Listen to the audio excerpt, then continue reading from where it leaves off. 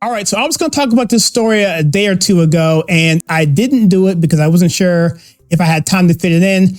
But this story is something that I got to talk about on this channel because it epitomizes everything that we've been talking about for the past 2.5 to 3 years. And that is this coach, Tampa Bay Buccaneers head coach Todd Bowles, was asked about coaching against Mike Tomlin. Both of them have brown skin, and that is something that the media loves to talk about. Oh yeah, he has brown skin. Let's talk about them.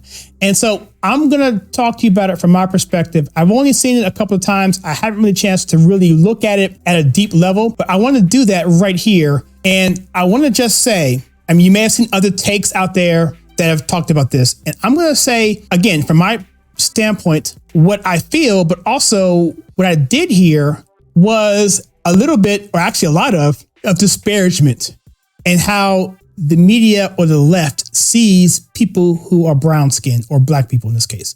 And so just hear the undertone of that and how that being the first, but the second is how they want to try and drive the narrative of division and classism and victimization and this false sense of the need for diversity. And so I'm going to just run this clip right now. You and Mike Tomlin are two of the few black head coaches in the league. I wonder what your relationship is like with them and your thoughts on Steve Wilks joining that fold.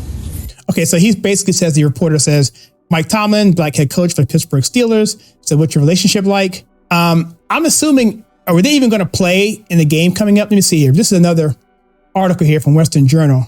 The coach refused to play the race card. The Buccaneers head coach Todd Bowles pushed against around race on the Thursday press conference, was asked about facing Pittsburgh Steelers head coach. Okay, so they are playing Pittsburgh on Sunday. So, okay, that's what the comment was about. So he was asking, that's a legitimate question. That's what I was getting at. So, okay, the question is, how's your relationship with you and Mike Tomlin? Okay, totally legitimate so far, but we're only 7 seconds in. Let's go. I have a very good relationship with Tomlin.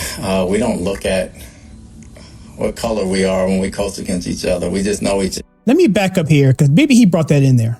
Let me start over. You and Mike Tomlin are two of the few black head coaches in the league. I wonder what. Okay, he said black head coaches.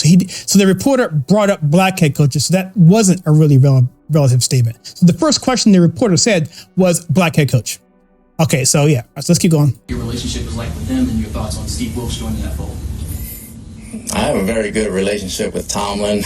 We don't look at what color we are when we coach against each other. We just know each other. I have a lot of very good white friends that coach in this league as well, and I don't think it's a big deal. Okay, he said, I have a lot of close white friends in the league too. So basically what he's trying hard not to say is, why are you talking about race? Why are you bringing it up? We are so sick and tired of hearing about race over and over and over again. Why do you keep bringing it up? The only people who care about it are the reporters. Do you have anything else to talk about? Can you talk about the game? Can you talk about maybe Tom Brady? Can you talk about the chemistry of the team? Can you talk about what strategies you have going against Pittsburgh?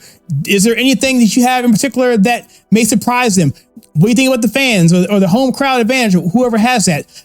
Anything related to football. This really is obnoxious. And I really love how this coach handled this situation, and he caught it. And I'm totally sure that he caught them off guard. So I'm going to back it one more time, just a little bit, just to get more context. And let's start.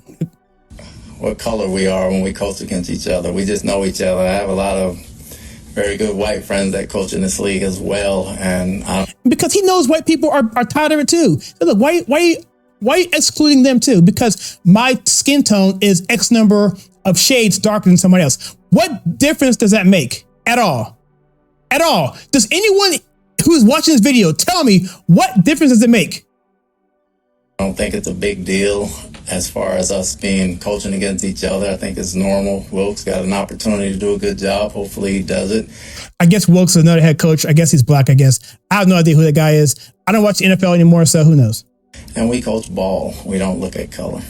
Oh, wow. What a novel thing to say. We just basically coach football. That's all we do.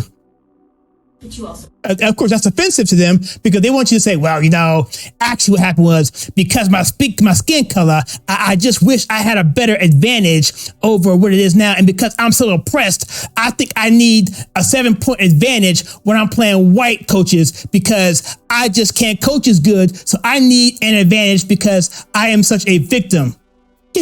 So that's basically what the media wants you to say. If he said, look, I am so oppressed, we need a 7-point advantage on our games, the press would be like, you know what? Maybe he is right. Maybe they do need lower test scores. Maybe they do need to have the bar lowered because that's really what they're setting it up for. They're setting it up to say basically that we are inferior. Is that what I'm hearing? I hear that over and over and over again about this narrative that keeps coming from the left and from the media. Understand that representation matters too, right? And that when young aspiring coaches. Here she comes. She's talking about inspiring. This woman, she's totally clueless. She says, understand that representation. You do understand that. Hold on, let me go back. She says, color.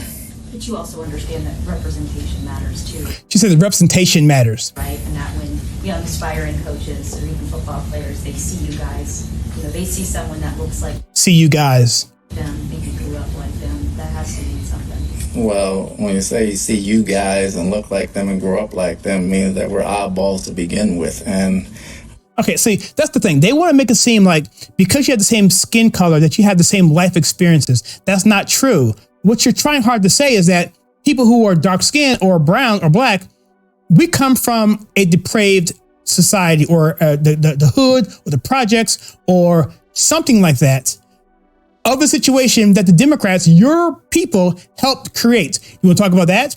If you want to talk about that, how these kids who are coming up, who are, looking up at these coaches that look like them and they identify with them, grew up like them, assuming that they're talking about from a depraved, dilapidated state from growing up, then let's talk about how we can get them out of that situation. And how do we do that? Let's get them with their fathers intact. Let's get them educated. Let's get them talking and aspiring to be bigger things other than a rapper or a basketball player, And so those issues that they don't want to talk about, they want to raise up this issue of, okay, there's this disparity, there's this and that. And we have these role models out here, these coaches that are black. And because we share the same skin tone, all of a sudden we have to look that way or be that way or act that way. Even though they could come from a different part of the world who don't share the same culture as people here in America. Candace Owens mentions all the time that when he talks about people from Africa coming over here to America and succeeding at an accelerated rate, despite There's the fact nothing that gets Black liberals more upset with me than when I talk about the success of Black immigrants from Africa, academically, in their careers, professionally. I think Nigerian Americans are the most successful immigrant group. And I'm sitting here looking at this going, guys, don't tell me that it's because this country's racist. Right. We've got some culture issues. And that's why I went into that in my book, because I was like, despite the fact that they look just like everyone else here who is black, if not, in some cases darker, because if you're so touched in the skin tone, well, that's part of it. But they're just as dark as any black person here in America, but yet they can still succeed. It's because of the culture that they're coming from. It's not the same culture that these kids today are being thrust upon by the same person asking this question in some kind of way, saying you guys and this and that. It's really, really disparaging, and in some ways, it has an underlying tone of racism. Now I'm saying it because of the left. That's what they do. And that is what I'm saying. You guys let me know on this. I'm gonna finish this up right here and we'll be done. I think the minute you guys stop making a big deal about it, everybody else will as well. You and Mike. Exactly right. Once you stop making a big deal of it, everyone else will do as well. And I think that is a perfect answer to that particular question. And it reminds me, I think it was Morgan Freeman, and he was basically saying, if you don't bring it up, then what difference does it make? What point does it bring? And okay, so I found the clip of Morgan Freeman. Here it is. Now, I don't agree with him on most anything, but he's right on this particular thing right here. I don't want a Black History Month. Black history is American history.